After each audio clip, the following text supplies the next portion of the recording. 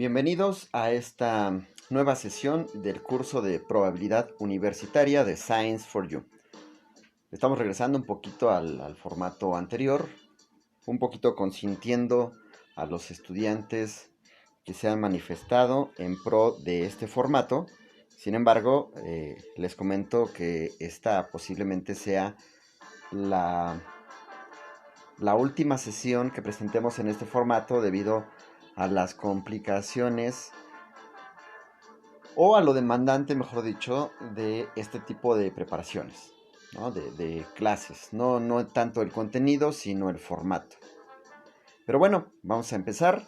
Hoy vamos a hablar sobre lo que se conoce en probabilidad como las variables aleatorias. Existen diferentes formas en las que se puede abordar el concepto de una variable aleatoria. Sin embargo, me parece que el concepto más importante previo a la definición de una variable aleatoria es lo que se conoce en matemáticas como una función. Bien, si ustedes no recuerdan ahora en este momento con precisión lo que es una función, les pido que retomen alguno de sus libros de cálculo o de precálculo, pero vamos a citarla para no dejar ese hueco, ¿no? Una función, vamos a decir que es una regla de correspondencia que asocia a cada elemento de un conjunto llamado dominio un y solamente un elemento de otro conjunto llamado codominio, contradominio, rango o imagen. Bien, más o menos la definición de función. ¿Por qué es importante? Porque resulta que una variable aleatoria es eso, es una función. Una función cuyo dominio es un espacio muestral o un espacio de eventos. Y su rango es un subconjunto de los números reales. Si nosotros tenemos una función que a cada elemento de un espacio muestral le asocie un y solamente un elemento de un subconjunto de los números reales, entonces lo que estaremos definiendo o estaremos frente a una variable aleatoria. Bien, entonces, ¿qué es una variable aleatoria? Es una función. Una función que tiene un dominio particular, que debe ser un espacio muestral o un espacio de eventos, y tiene un rango o un contradominio también particular, que debe ser un subconjunto de los números reales. Bien, entonces vamos a ver. ¿Cómo es que nosotros podemos definir una variable aleatoria? Como primer ejemplo vamos a tomar el caso de una moneda. Una moneda en la que tenemos, como ya sabemos, dos opciones al lanzarla, cara o cruz. Sabemos que la probabilidad de cara y la probabilidad de cruz es igual, ¿verdad? Son eventos igualmente probables y su probabilidad es un medio. Ok, entonces vamos a definir la variable aleatoria x. Vamos a decir que x va a valer 1 si el resultado de lanzar la moneda es cara, y va a ser 0 si el resultado de lanzar la moneda es cruz. Bien. Así, la probabilidad de que la variable aleatoria valga 1 corresponderá a la probabilidad de que la variable aleatoria salga cara, esto es, un medio. Y la probabilidad de que la variable aleatoria valga 0 es igual a un medio, que es cuando sale cruz. Como podemos observar aquí, la suma sigue cumpliendo lo mismo que se cumple, que hemos visto en los axiomas básicos de la definición de la probabilidad. Sumados da 1. Bien. Entonces vamos a tomar un segundo ejemplo, que básicamente es una continuación del primero. Entonces, ahora vamos a tener dos monedas, cuyo espacio muestral es el que tenemos aquí en esta transparencia. Bien, entonces, este va a ser nuestro espacio muestral. La probabilidad de cada evento va a ser la misma, porque vamos a suponer que la moneda no tiene truco. Entonces, como son 4 eventos y todos son igualmente probables, entonces la probabilidad va a ser de 1/4. Y vamos a definir nuestra variable aleatoria. Bien, entonces vamos a decir que la variable aleatoria va a corresponder al número de caras posibles del experimento. Entonces, ¿cuáles son los valores que puede tomar la variable aleatoria? Van a ser 0, 1, 2, dependiendo de, por ejemplo, si sale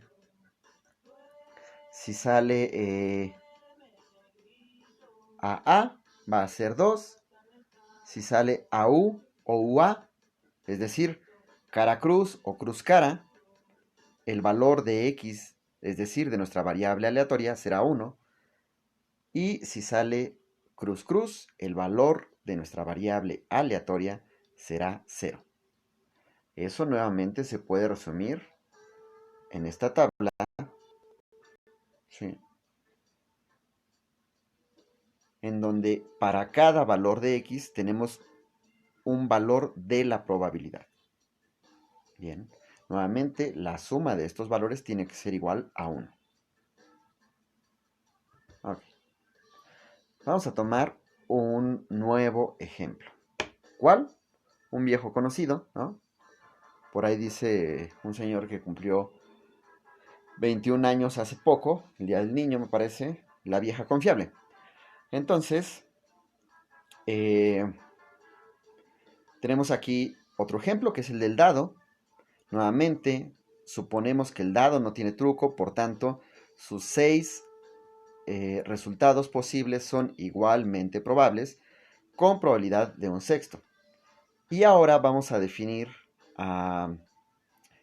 nuestra variable aleatoria como 0 si sale par, es decir, si sale 2, 4 y 6, o 6, perdón, y como 1 si sale impar, es decir, si sale 1, 3 o 5.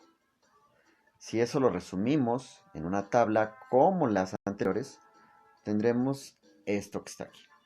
La probabilidad de que la variable aleatoria valga 0 es de 1/2, y la probabilidad de que la variable aleatoria valga 1, que corresponde al caso de los impares, es también de 1/2. Bien, si se dan cuenta, el valor 0 y el valor 1 aglutinan o agrupan a un conjunto de resultados de nuestro espacio muestral. Ok, vamos a continuar. Ahora vamos a tener otro dado, ¿bien? O el mismo dado, ¿no? Podemos tener el mismo dado, pero lo que vamos a definir diferente es a la variable aleatoria. Debemos notar que sobre un mismo espacio muestral se pueden definir diferentes variables aleatorias dependiendo de los resultados que a nosotros nos interesen. Bien, entonces ahora vamos a decir que la variable aleatoria va a ser 0 si sale 1 o 2, va a ser 1 si sale 3 o 4, y va a ser 2 si sale 5 o 6. Ok, eso nos va a llevar a esta tabla. Bien, es decir, si sale 0, que corresponde a 1 o 2, la probabilidad será 1/6 más 1/6, que va a ser 1/3. De la misma forma, para los valores 1 y 2 de nuestra variable aleatoria, la suma de las probabilidades que corresponden a cada uno de los valores de la variable aleatoria va a ser igual a 1. Esta tablita que tenemos aquí es cómo se reparte este 1, ¿verdad? Cómo es que este 1 se reparte para este valor de la variable aleatoria, para este valor de la variable aleatoria y para este otro valor de la variable aleatoria. Bien, ok, a eso le podemos decir que es una distribución de probabilidad para cada valor de la variable aleatoria. Ok. Vamos a tener un ejemplo un poquillo más elaborado, que es este que está aquí escrito. Bien, tenemos un secretario que está encargado de elegir entre dos constructoras a las que le otorgará la concesión de construir dos edificios. Las opciones son 3 empresas nacionales y 3 extranjeras. Las 6 cumplen con toda la reglamentación. Aquí nada de que es compadre, de que es el hijo de un político famoso. No, no, no. ¿Verdad? Esas cosas que en México no pasan. Pues esas cosas que en México no pasan, las heredamos a nuestro problema, donde tampoco hay favoritismos.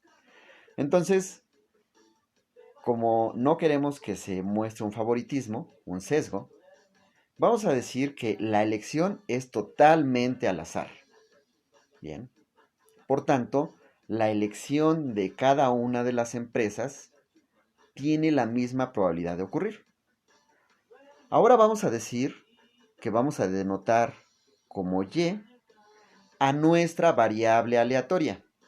Nuestra variable aleatoria va a ser el número de empresas nacionales. Bien. Y como trabajo vamos a encontrar la distribución de probabilidad de esta variable aleatoria. Es decir, qué probabilidad le va a corresponder a los diferentes valores que toma esta variable aleatoria que representa el número de empresas nacionales. Bien. Entonces, vamos a ver. Si etiquetamos como N1, N2 y N3 a las empresas nacionales y como E1, E2 y E3 a las empresas extranjeras, a las constructoras extranjeras, entonces nuestro espacio muestral va a estar formado por todas las parejas que podamos formar de entre estas 6 empresas. Si ustedes se ponen a escribirlas una por una, ¿verdad? Por ejemplo, aquí escribimos parte del espacio muestral. Va a ser N1, N2, N1, N3, N1, E1, etc. hasta E2, E3. Ustedes pueden escribirlas todas y se van a dar cuenta que existen 15 opciones, es decir, que hay 15 eventos en nuestro espacio muestral, ¿verdad? 15 eventos elementales, perdón. Bien, se me había ido la palabra. Ok, entonces esos 15 eventos elementales también los pueden obtener con las reglas de conteo.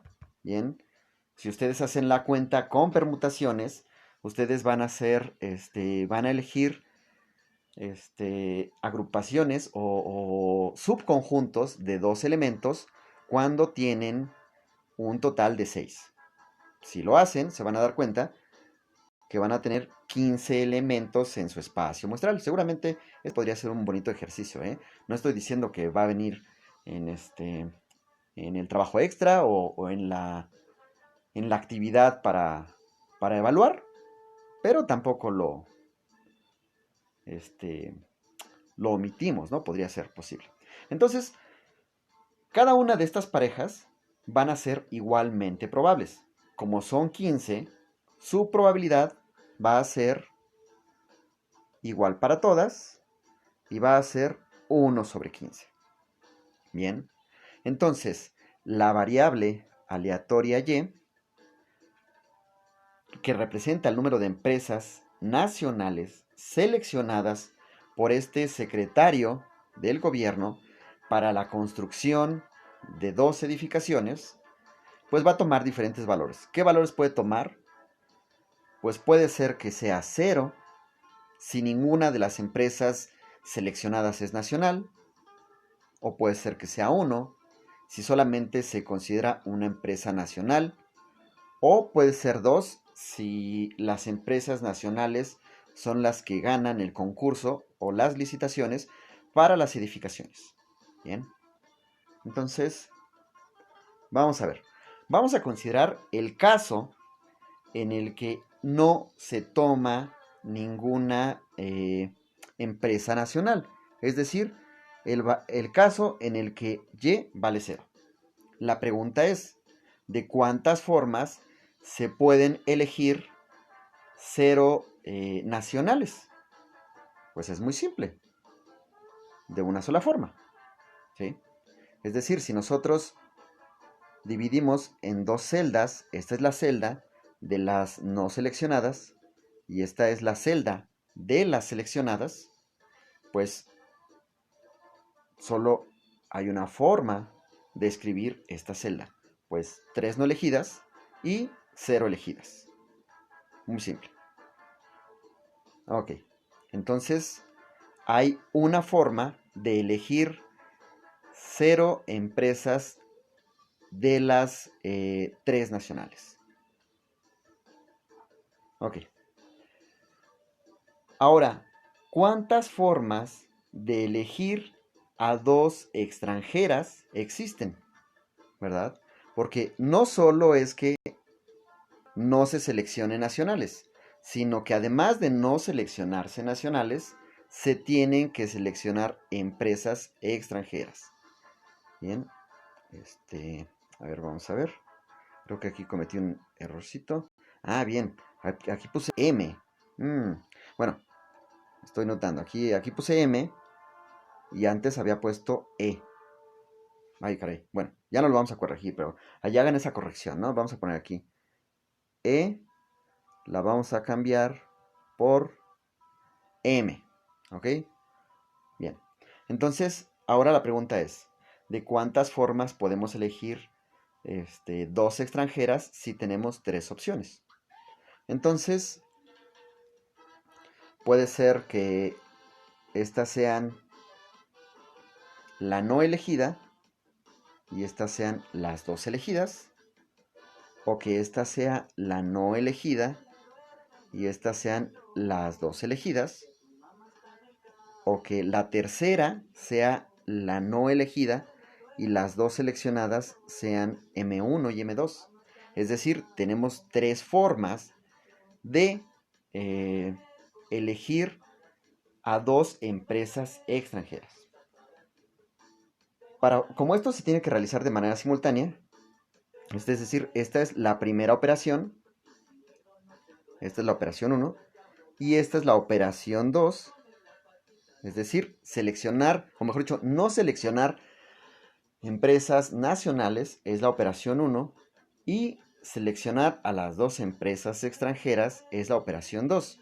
¿De cuántas formas se pueden realizar de manera simultánea?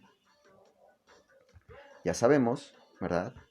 Con la regla de la multiplicación. Pues simplemente es el número de formas de elegir a las empresas nacionales por el número de formas de elegir a las empresas extranjeras. Es 1 por 3, eso es igual a 3. Bien. Entonces, como tenemos 3 formas, esas 3 formas son 3 de las 15 totales. Entonces, la probabilidad de que se elijan 0 nacionales es de 1/5. Bien, porque es el número de, de formas en las que se pueden elegir 0 nacionales entre el número total de elementos de nuestro espacio muestral. Bien, ahora, la siguiente pregunta. ¿De cuántas formas se pueden elegir una sola de las nacionales, de las empresas constructoras nacionales? Otra vez, pues si esta es la elegida y estas son las no elegidas, puede ser que la elegida sea N3 o N2 o N1. Es decir, existen 3 formas de seleccionar a una de las nacionales.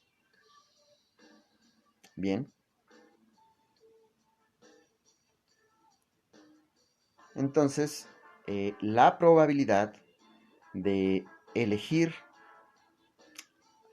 a las extranjeras va a ser exactamente equivalente, ¿verdad?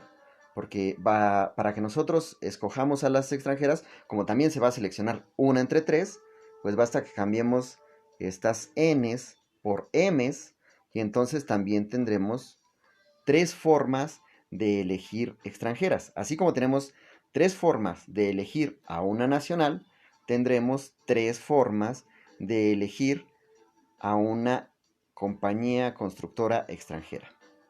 Entonces, como se van a elegir de manera simultánea, entonces la forma total de elegirlas es la multiplicación de ellas. Es decir, hay 9 formas de elegir una nacional. Como hay 9 formas, lo vamos a dividir entre el número total de puntos en nuestro espacio muestral.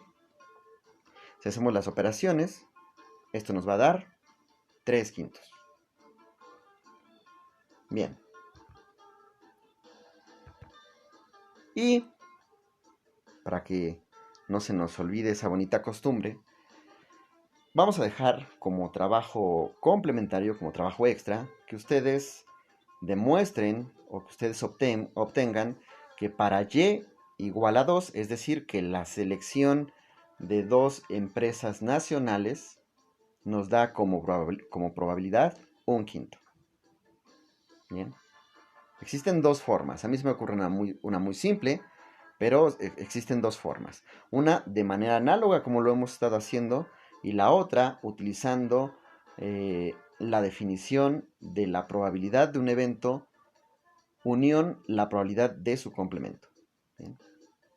Con esto, esta información la podemos resumir en esta tabla que le vamos a llamar una tabla de distribución de probabilidades, porque aquí estamos diciendo cómo es que la probabilidad se distribuye para cada uno de los valores de nuestra variable aleatoria.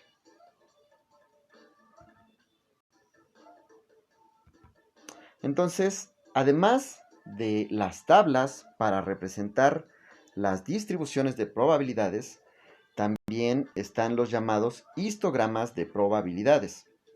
Los histogramas de probabilidades se construyen de manera similar a los histogramas de frecuencias cuando estamos estudiando la sección de estadística descriptiva. Bien. Entonces, ¿cómo se construye un histograma de probabilidades? Pues en el eje horizontal vamos a indicar cada uno de los valores que puede tener nuestra variable aleatoria. En este caso fueron 0, 1 y 2. De ancho van a tener como longitud 1. Bien, es decir, se va a centrar, va a ser un rectángulo centrado en el valor que toma la variable aleatoria y el ancho de la barra del histograma va a ser 1. La altura, ¿verdad? La altura de cada una de las barras de mi histograma va a corresponder precisamente a la probabilidad dada para ese valor de la variable aleatoria. Por ejemplo, para el valor 0 teníamos 1/5. 1/5 en decimales es 0.2. Lo mismo pasa para el valor de la variable aleatoria 2. Y para el valor de la variable aleatoria 1 eran 0.6, ¿verdad? La altura. Ok. Entonces, si ustedes suman las áreas de cada uno de los rectángulos o de las barras formadas en este histograma, resulta que el área total de mi histograma debe ser 1. Por tanto, las áreas de mi histograma de probabilidades deben de cumplir la misma propiedad que tiene la probabilidad, que la suma de todas las probabilidades asociadas con los diferentes valores de la variable aleatoria debe ser la unidad. Ok. Entonces, bien, vamos a considerar otro tipo de experimentos. Bien. Y bueno, vamos a primero anotar algunas cosas, ¿no? Nuestro espacio muestral, el espacio muestral que hemos definido, en el caso de la moneda, de solamente una moneda, la variable aleatoria va a tomar solamente dos valores, 0 o 1. 0 si resulta cruz y 1 si resulta cara. Este tipo de variables aleatorias que solamente toma los valores 0 o 1 se llaman variables aleatorias de tipo Bernoulli. Bien. Entonces,